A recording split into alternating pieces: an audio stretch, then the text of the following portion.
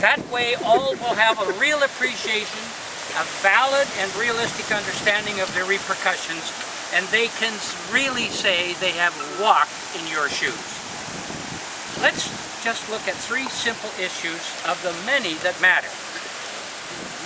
The fox should not guard the hen house. So why is the Port Authority the judge on the matter whether an increase should take place? It's ridiculous. 2, what was the kilowatt hour charge in the surcharge when DevCo filed its prospectus to sell Lukaya land in the late 70s? I personally was subjected to the Princess prospectus, and I obtained the Lukaya prospectus, and here's what it had to say. The surcharge was only 2.7%. Right now, just a couple of days ago we got our bill, 12.7 cents. That's a 5 times increase. So be careful when you look at these numbers, because it's the percentages, not the numbers, the dollar numbers that tell the real story. So the rate for October 2015 for the surcharge was 12.69 cents. That's 65% above the kilowatt hour rate. So in other words, it's 2.5 times the power rate that we should be paying.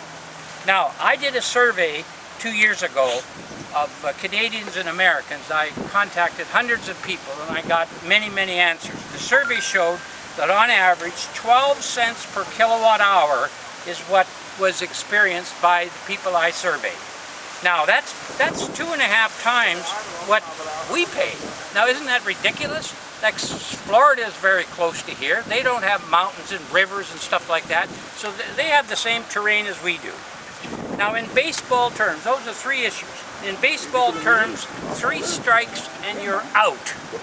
Isn't it about time that the power company and the Port Authority start playing ball with us?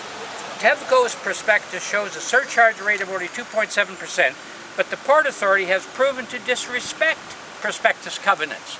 So now I'm going to veer off a little bit from the power-only issue and tell you what else is going, because there's a corroboration between all of these things. And since I've lived with 15 years of begging the Port Authority to enforce prospectuses, which they don't even do of their own, I think it's important to state this. But that's the way the authorities play the game. Not only does the power company get a free pass, so did Driftwood and Harcourt got free passes, and along with secrecy and no transparency, the abuses thrive. Just as the power increase surge has occurred, so has the denial of rights at our particular resort, Freeport Resort Club, which has been destroyed and will be closing down next year. Now, I'm fighting for the prospectus rights from Harcourt, that is the denied amenities, and the enforcement of same by the authorities, the Port Authority and the government, and they refuse to do so. As a matter of fact, I even have made recommendations to a number of investment sessions, conferences that were being held here, and say, Port Authority and government, you need to tell investors whether or not you're going to enforce prospectuses, because that's a key element in whether a foreign investor will invest in Grand Bahama. So maybe it's about time that the Port Authority and the power company live up to its prospectus and give fair rates. One can live with a fair increase on top of fair rates, but not on top of excessive rates. Thank you very much. Very good. That's very good. Mr. Roll next.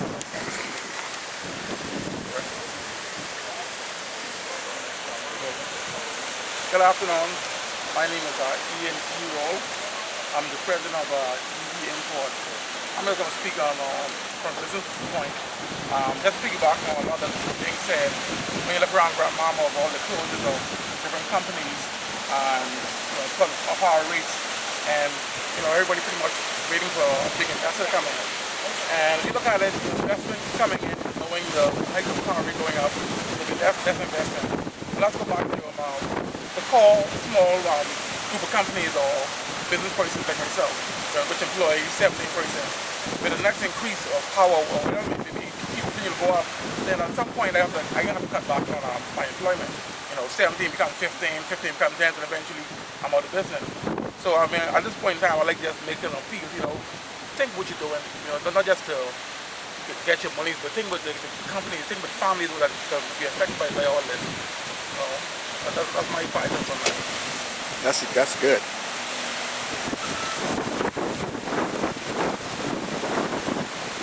That's very good. So is it Daniel, you want to go, yeah? You good? Okay, gotta go. Okay, man. Man, thanks, man. Your blessings, brother. Okay. Mitchell. I'm a small entrepreneur, just starting off business, and I'm right now looking at how the power company is really trying to increase the power. I don't know how I'll be able to run my business and function my business with the increase of the power. So I'm here now trying to find a way that how we can come together as one. It's not just for me or for you, but our children and our children's children, that we need to lower the cost of the power in the Grand Bahama. That's my advice on that. Very good. Okay.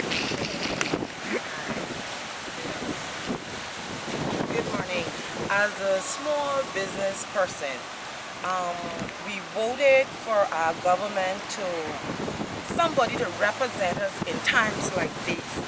Where is our government now? Where is the people that we put in parliament to stand by us?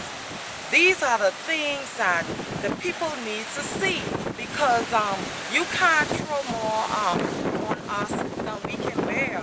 We put you there to represent us, to stand by us, to have somebody to say, okay, enough is enough for my people. You cannot pull from my people. You cannot put my people down any further in the gutter. My people need to be able to live.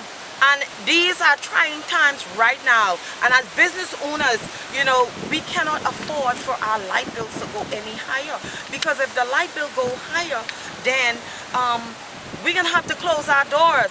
Could you afford more people on the line with the social service? Could you imagine more people, all the Bahamians on the social service line? What are we voting for if our government cannot stand up for us? My name is Carleen Miller, and I own a business in the Marford Building number 5, the Trinity on New Road. Carleen. C-U-R-L-E-N-E. And now Miss Crawford. You got to talk.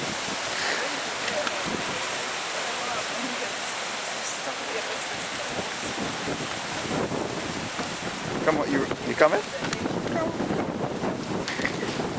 Just tell them what you've been experiencing, because your bills are excessive. Good morning.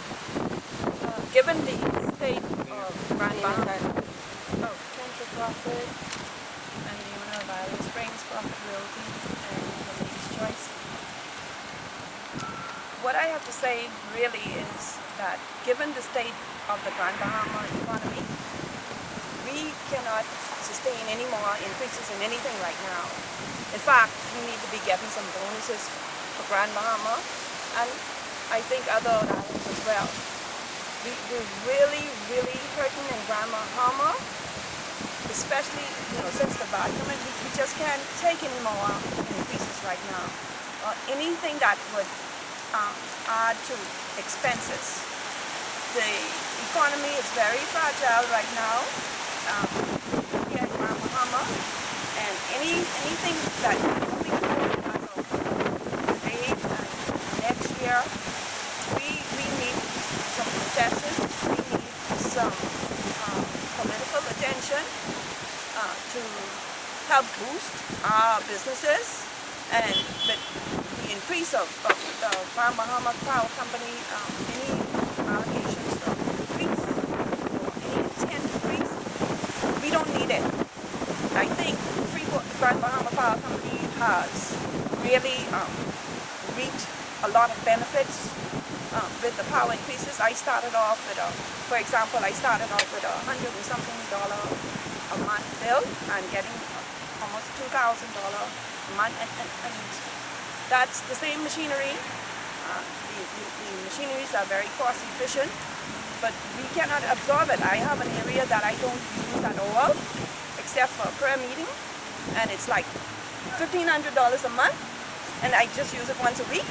So I stopped using it, and I'm still getting bills. So something is obviously wrong, and we have to do something about power. Thank you. That's the end of the press conference.